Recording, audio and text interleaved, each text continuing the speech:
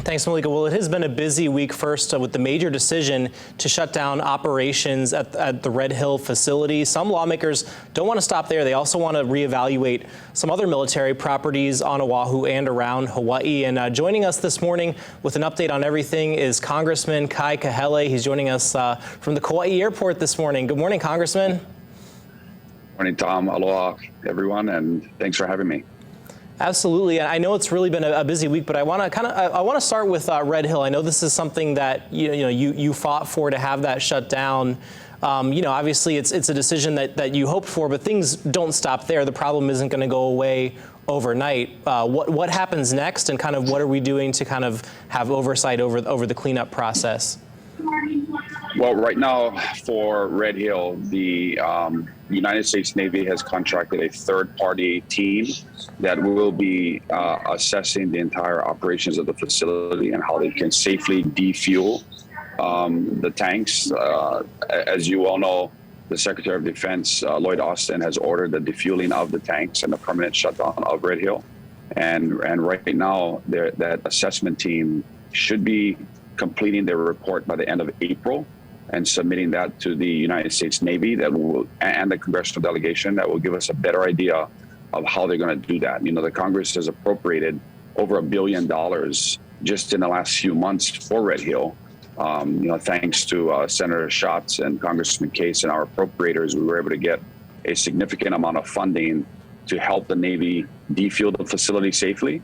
And that we should know what that looks like come April. And my hope is that the military will defuel the tanks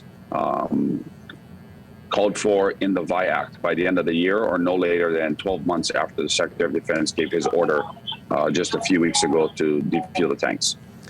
And, this is all part of a bigger conversation. As you know, Native Hawaiian groups have been at the center of calling for the shutdown of Red Hill. But you were mentioning, too, that you want to kind of, use this as an opportunity to look at some of the other military facilities, specifically the Makua area that's being used by the Army. Can you kind of talk about what you're looking into with that? I know it's several hundred acres over on the west side of Oahu. It is. I look at Red Hill as being the catalyst for how we look at military training and military readiness across the state of Hawaii. There's an opportunity that we need to have right now to talk about Makua Valley and what that future looks like.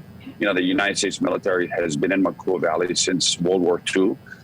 Those lands were supposed to be returned back to the descendants there and the people of Hawaii. After World War II, it never was.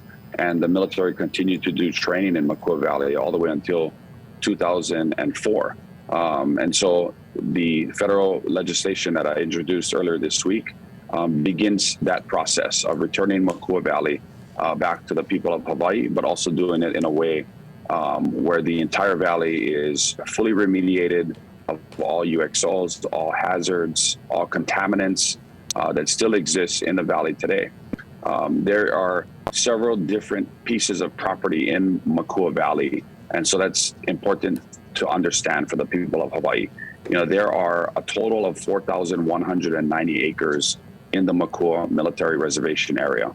Of those 4,190 acres, 782 acres are state of Hawaii lands. They are managed by DLNR, and they are leased to the United States Army, and they have been for the last almost 60 years. The United States military, through the federal government, controls about 330 acres of Makua's military reservation. 170 of those acres they hold in fee, which was basically used to be kuleana lands, or lands that Native Hawaiians lived on that were forcibly taken away when they were forcibly evicted from Makua Valley. The other 3,236 acres or so, the military considers those lands ceded. Ceded means they were taken during military occupation during World War II by the United States military from the territory of Hawaii. So the Army leases 782 acres, and the federal lands there total about 3,000 or so, 3,300 acres or so. And that's what we are calling for the return to the state of Hawaii. The total acres is about 4,190. And so how soon could that happen, and what would you like to see that land used for? Well, the bill calls for the return of the lands within 6 months or 180 days of the bill's enactment. The bill is named after Leandrabai, who is one of the co-founders of Malama Makua and was really one of the pillars of the community and one of the organizers that helped the early efforts to organize the return of Makua Valley. Prior to the conveyance of that land back, the bill calls for the Pentagon and the Secretary of Defense to create and complete a comprehensive study of all the UXOs, all the land contaminants in the entire valley, from the ocean all the way to the depths of the valley and the forest watershed areas, and report back to the Congress on what that would look like, would you do it, and how much would it cost. We know it costs over $400 million to do cleanup on Kahele that still today isn't cleaned up. We want to make sure those mistakes don't happen again. We want to make sure that the United States military uses Native Hawaiian organizations and NHOs that have the capability to do UXO cleanup and remediation, and that we also include the community in what that future of Makua Valley looks like. We can look at Kahele and learn some lessons that worked in Kahele and what didn't work in Kahele. And that's what this bill intends to do, is to return Makua back to the people of Hawaii, take the anxiety and all of the tension in the community about the talk about long-term leasing of Makua and extending those leases in Makua, take that off the table, end that process, and start the process to return Makua back to the people of Hawaii. And that's what this bill does, and that's what I'm going to continue to push for in the House Armed Services Committee. And before you go, I did want to ask about, just the current situation in Ukraine. Obviously, with gas prices going up, we have unique challenges here in Hawaii. I know Congressman Case is looking into possibly changes to the Jones Act as well. Is there any movement on that front, and also any relief that we could see for gas prices here in Hawaii at the federal level? Well, I'm headed out. Well, the federal government has the ability to, adjust the federal gas tax that is levied at the pump, and that's something they could suspend the gas tax. That's something that they could do. One of the things is, will that savings of suspending the gas tax be passed to the consumers at the pump? And so that's where working together with the industry that refines our fuel and distributes that fuel across the state is really important.